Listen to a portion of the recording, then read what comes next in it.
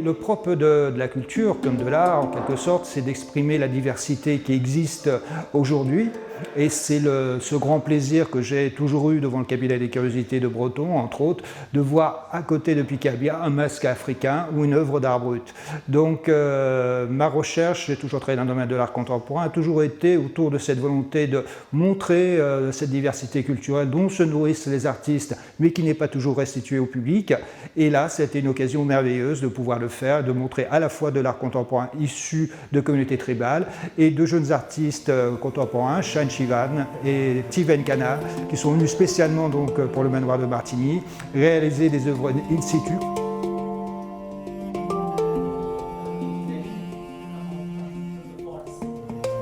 Tous les deux ont fait des études dans des écoles d'art et ce sont vraiment deux des artistes parmi les artistes émergents en Inde. Ils ont été nominés l'un et l'autre pour le Skoda Prize, qui est l'équivalent en Inde du prix Marcel Duchamp.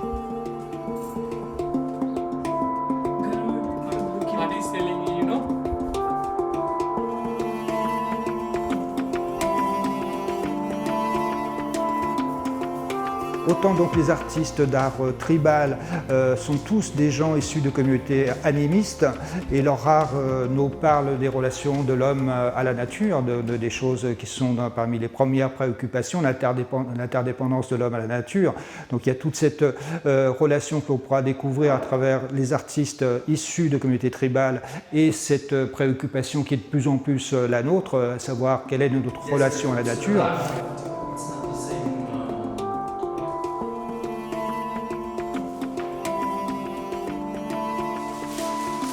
En parallèle, donc, les artistes urbains qui, eux, justement, mettent en scène à travers leur art les relations de l'homme à la ville, au monde moderne et ce qu'il en résulte. On peut s'interroger vraiment sur les différences entre l'art tribal et l'art contemporain. Pour moi, c'est une question qui n'a pas sens. Ce sont des artistes qui vivent et travaillent aujourd'hui, qui nous proposent leur vision de notre monde, soit à travers le prisme de la nature, soit à travers le prisme de la ville. Les deux parfois peuvent se télescoper.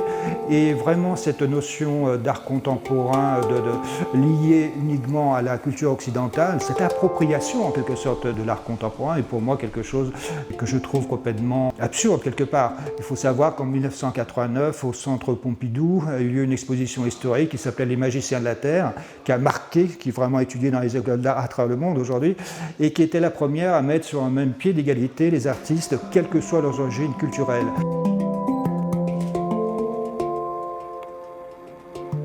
La création n'est pas en soi un art, l'interprétation est en soi un art. Donc forcément, ces artistes d'origine rurale, on peut avoir le sentiment qu'ils interprètent des choses, que c'est un folklore, mais dans l'art contemporain, on peut parler de folklore de la même façon. C'est-à-dire qu'on interprète depuis des décennies des choses héritées d'une partition culturelle commune qui s'appelle les avant-gardes historiques.